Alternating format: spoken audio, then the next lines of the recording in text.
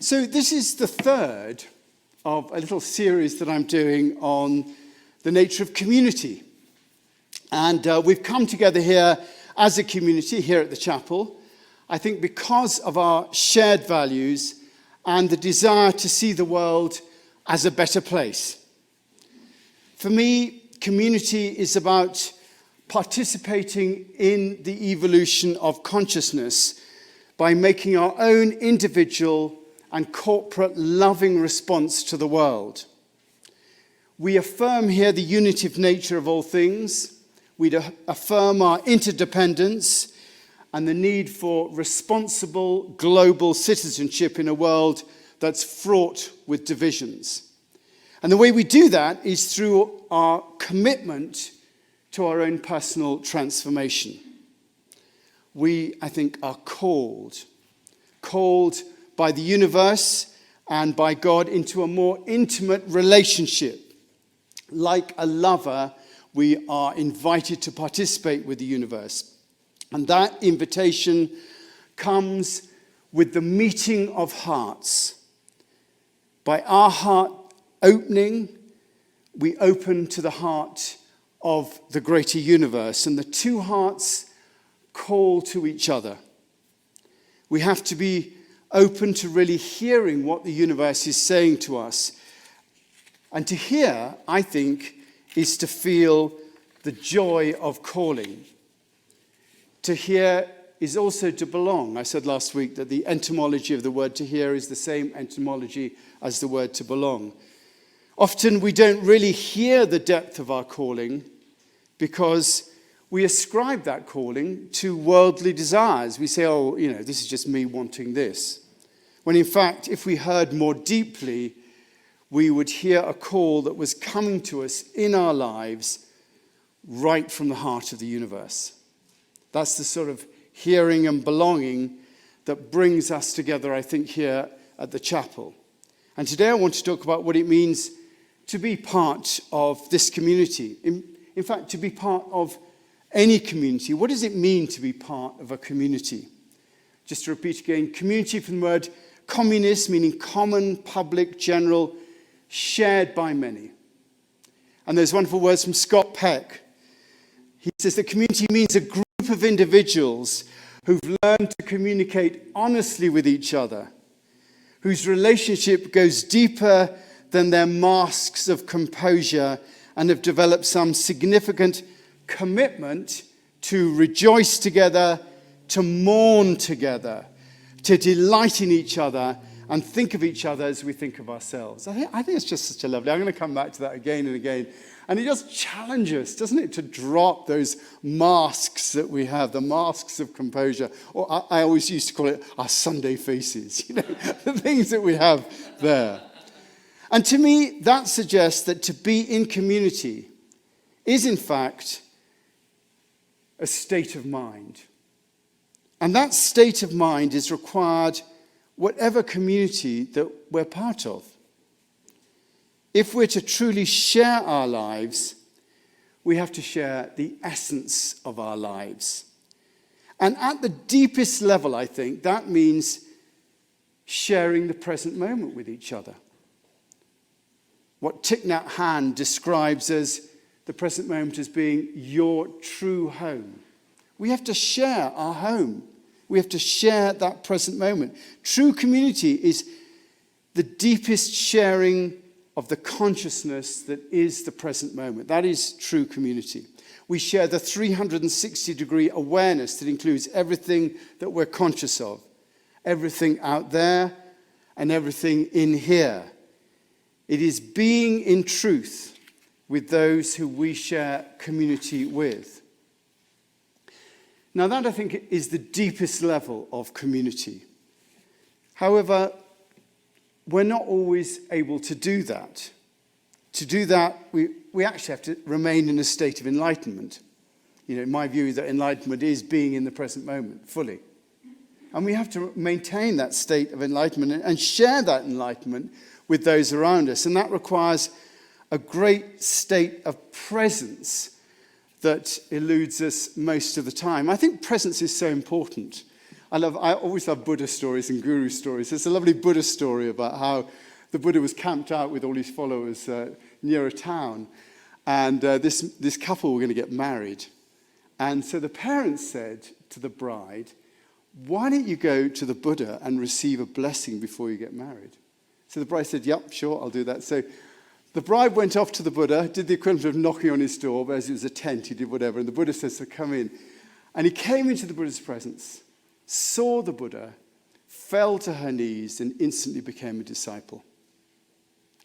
So when she didn't come back, the parents thought, what am I going to do now? So they sent the husband. So, of course, the husband turned up, opened the tent flap door. There was the Buddha. Husband saw the Buddha, immediately fell to his knees and became a disciple. So by this time, the parents had lost both the children. So they decided to send an assassin round to deal with the Buddha.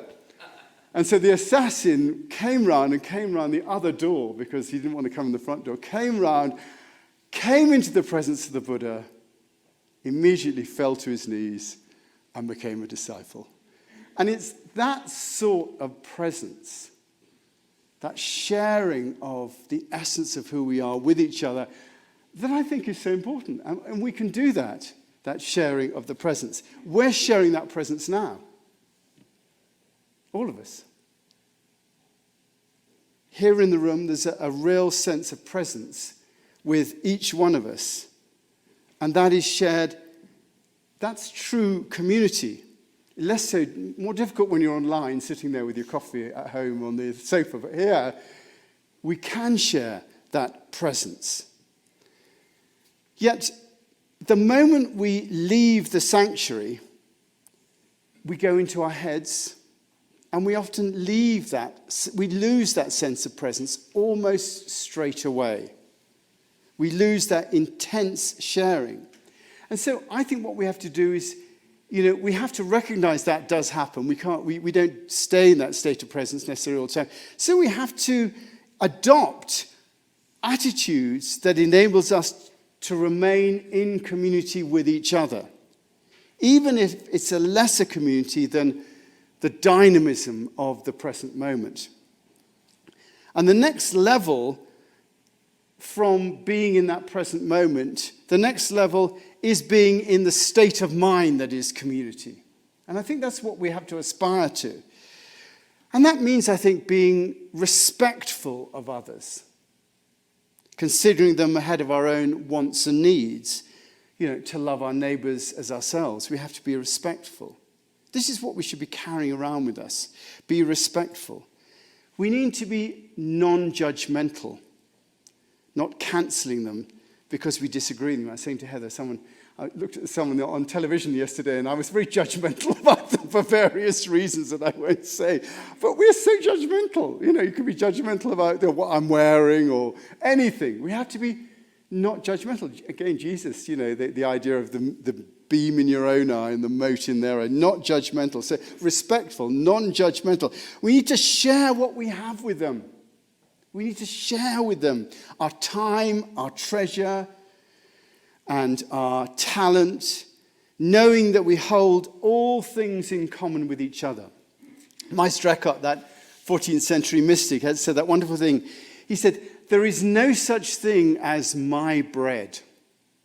There is no such thing as my bread. All bread is ours and is given to me, to others through me. It is given to me and to others through me, and to me through to others as well, and to them through to others. For not only bread, but all things necessary for sustenance in this life are given on loan to us, with others, and because of others, and for others, and to others through us.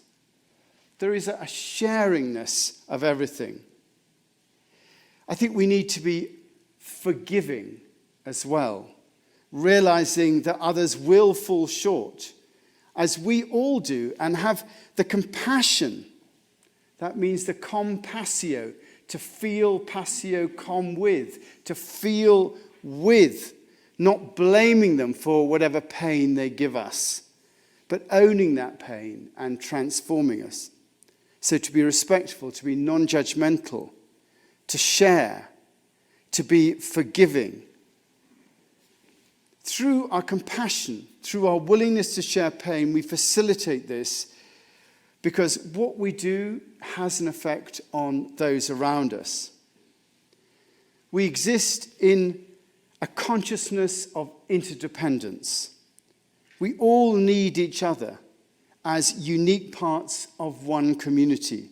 And our compassion, our compassio, our willingness to feel with each other is what connects us together. That's what connects us, the willingness to feel the pain of others. It opens the door between us and others, between us and everything else. Eckhart says that in compassion, peace and justice kiss. I think that's lovely. In compassion, peace and justice kiss. And Jesus perfectly sums it up when he invites us to love others as ourselves. We open ourselves to feeling for others as we do for ourselves, and therefore don't cut off from the pain that others sometimes bring us. We feel with that pain. And it's through our openness to provide the links between people, through our compassio, that we love the world into transformation. And it's difficult, that. I mean, Henri Nouwen says, let us not underestimate how hard it is to be compassionate. Compassion is hard because it requires the inner disposition to go with others to the place where they are weak, where they're vulnerable, where they're lonely, where they're broken. But this is not our spontaneous response to suffering. What we desire most is to do away with suffering by fleeing from it or finding a quick cure for it. And as a community, I think we have to embrace that. Yes, we will open ourselves to those who we think of as friends, but there are others that we think of as high maintenance. People who we do not tend to go towards because they are hard work. To be compassionate is to go towards such people, maybe in reception to talk to someone that you wouldn't normally talk to. Actually, to say that is a bit dangerous, because if someone comes up to you in the reception and begins to talk to you, your immediate thought is, do they think I'm high maintenance? Is that why they've come over? Am I hard work? But community is that openness to all, that going beyond the masks of our composure and communicating honestly. Because, if we can't do it here, what chance is there that we're going to make a contribution to all those around us? We have to actually be that compassion, be those values, rather than just assent to them. It's not enough to assent to it. It's not enough to assent to community. We can all, it's like, when you're going to be Miss World and they say, what do you want? And they always say world peace. Of course, that's the case. And we're the same. We're just like Miss World. What do you want? Oh, I want community. I want world peace. We can so easily assent to it. It's much harder to be it, to be these values to each other. We have to go beyond our desire to be satisfied as individuals, and we have to aim to be satisfied as community. And that means going beyond our own needs and wants and to try to help with the wants and the needs of others. Jesus said, "A new commandment I give to you, love one another. As I have loved you, so must you love one another. By this everyone will know that you are my disciples, if you love one another." And to some extent, that has to be our creed here. We have to forgive each other for the things that have happened. We have to forgive each other for anything. We have to live in that love with each other. Otherwise, it's no good just assenting and saying, well, I'm going to assent to this, but I'm not going to forgive you. I'm just going to keep you. My hurt is still here. We have to be in community with each other in such a way that becomes infectious to others. That there is a sense of mutual respect and appreciation for each other built on that compassion. that we hold each other in a loving embrace, knowing that each of us is struggling at home. Each of us is struggling. All of us here are struggling at home. We're struggling at work, with our health. We're struggling with our money, with our housing, with our beliefs, even with our willingness to be compassionate. That's the state of mind that's needed to be in community and to live with a state of mind. Do you know, it qualifies you to be a member of any true community if you have that state of mind. This one here at the chapel, the communities that are our book groups, the communities that are our families, the communities that are even our grocery stores, I feel the community of the grocery store when I come in. I was talking to one of the checkout people in here, and I said, "Where are you from?" She said, "I'm from Russia." And I could just feel the pain that she had in that, just saying that. I said, "Well, this must be horrid for you at the moment." She said, "It's awful. I don't know what to do." And you know, just being with her in that moment, and you know, whenever I go in now, I just say hi to her. You know, that we are in community wherever we are. Community of our families, our neighbors, our neighborhoods, our towns, and yes, our nation. The reason communities break down is because this is hard. It's hard to take the pain that others give us and not to blame them.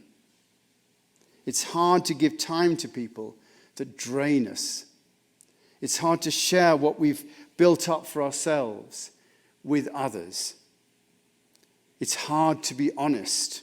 It's hard even to be in the same room as some people. I mean, let's face it, it is hard. But because it's hard, that doesn't mean that we shouldn't try it. This is the outworking of the commitment to our spiritual practice. This is the outworking, that famous thing that you can't tell how well you're doing with your spiritual practice until you hit hard times. It's great when you're driving along, you're doing your meditation, you've got your food in the evening, you have your drink, and your life's great. But it's when life is hard that you know whether your spiritual practice is working. That's the moment. This is the outworking of our commitment to spiritual practice. In fact, as we said last week, it's these little trials at every moment that are our living spiritual practice. This is a living spiritual practice, to practice that in the grocery store. Daily they give us, these circumstances, the chance to reset and to surrender to what's coming our way. Not to try and change those circumstances, but to change ourselves instead, to give a loving response to what comes our way. We are a community here at the Aspen Chapel that attempts to practice this state of mind. We form ourselves around it, and we take it out to other communities that we're a part of. We are all struggling, and to live in this community is to choose to struggle together, to identify with a group that we know can trust to help us as we struggle, that share our values and feel that these values could be relevant to society as a whole. And I think what we have here is precious. And we have that to a large extent in our valley as well, which again, to some extent, is a self-selecting community, the valley here. You really have to want to live here to make it happen. In the valley, we are a community based on that mind, body, and spirit ideal. And our part here at the chapel, and it even says it in our mission statement, is to represent the spiritual side of that, to show how to be compassionate, how to look after others, how to embody the best of the golden rule, to do unto others as you would have them do to you. And that takes work. It takes the effort of feeling with others and being alongside them. It takes the time to join in with the events and in the initiatives here that try to make that happen. It takes money, and it takes the willingness to serve. And we don't always get it right here. In fact, over the last couple of years, we've got some of it wrong. But as I said in the first week, it's not how many times you get knocked down that matters, but how many times that you get up. And here we are, present, together, looking at the state of mind that embodies community. Community for ourselves and each other, and community for those who we come into contact with. Each of us is a tiny seed of community. Each of us is a tiny seed of community. We can plant ourselves anywhere and grow community wherever we want. Each of us. As I look around, all of us are members of different little groups, horn players for Carbondale, and whatever it is that you're a member of. You know, you can be a seed in that community, in our families, in our book groups, in our neighborhoods. All it takes is cultivating that state of mind, of openness to whatever comes our way, and the wisdom from within that tells us how to deal with that. The wisdom from within.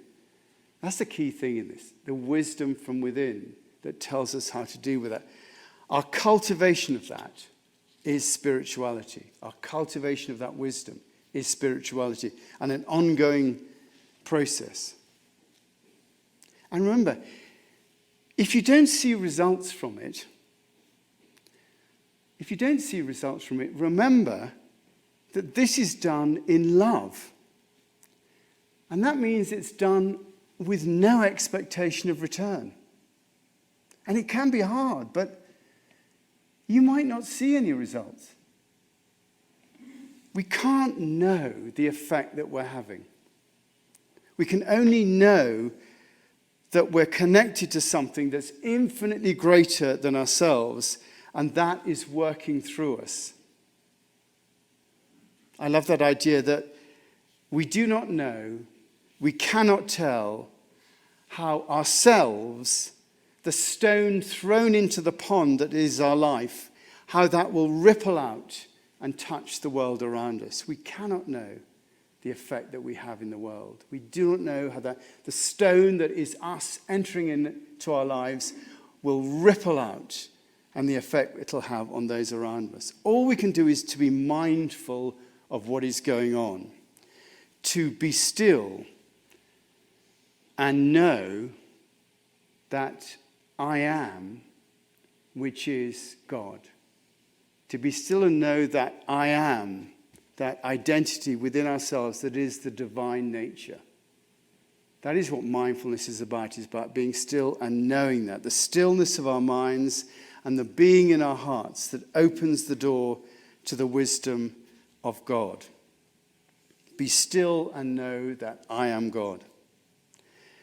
When James Finley came, he used to start his talks at the beginning of each day by using that phrase as a meditation. Be still and know that I am God.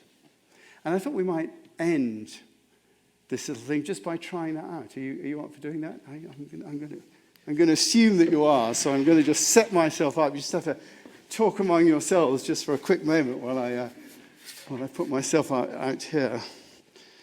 And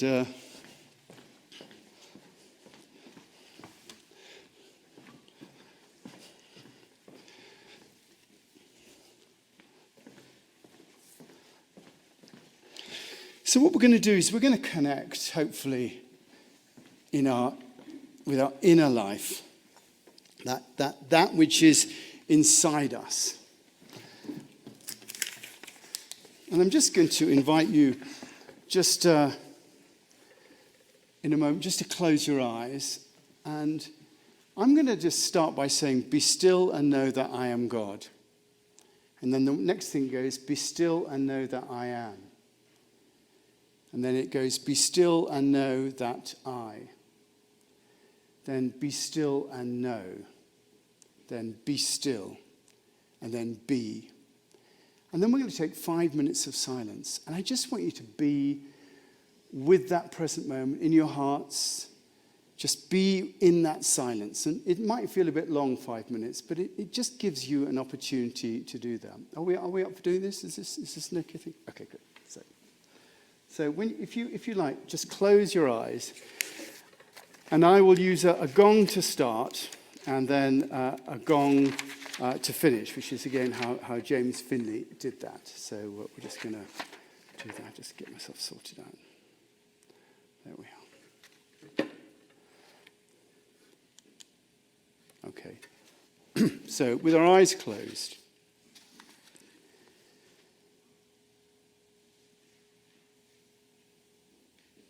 be still and know that I am God.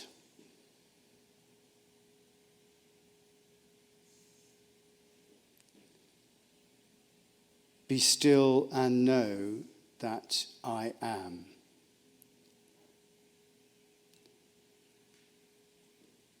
Be still and know that I.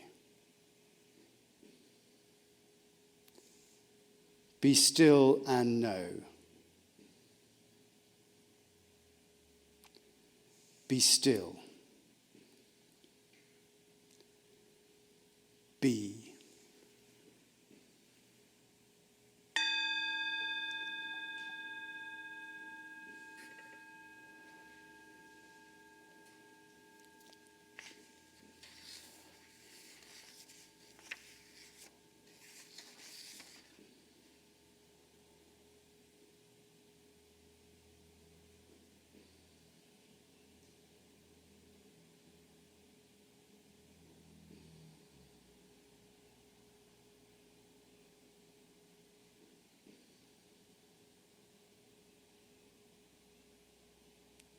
Just taking whatever comes your way, but being with your breath or your heart.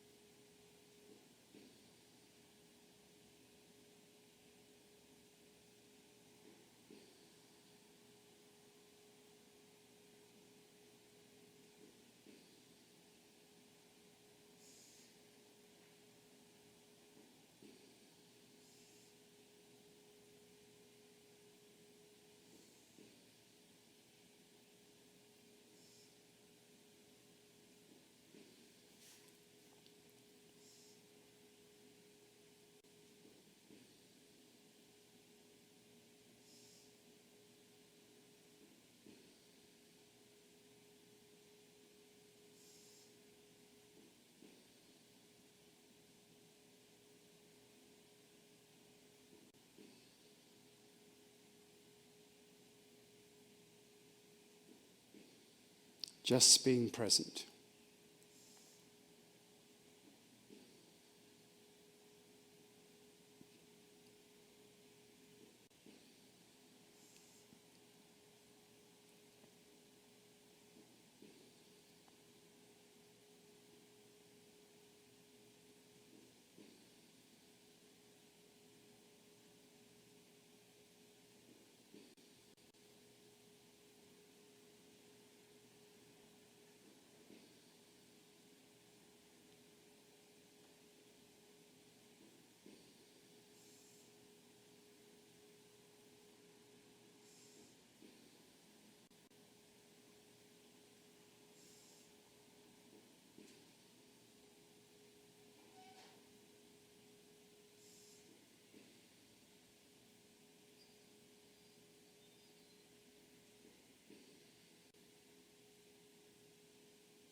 Just being present to your body, the sounds, any thoughts that come your way, and putting your attention back in your heart.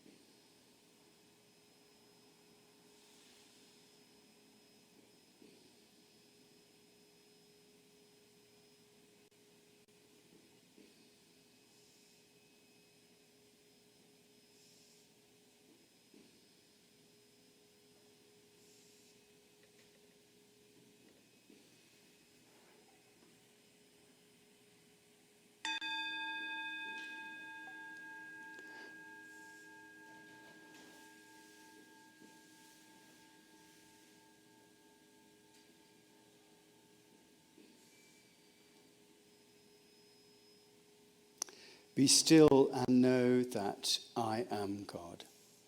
That is the place from which community comes. That is the place from which wisdom comes.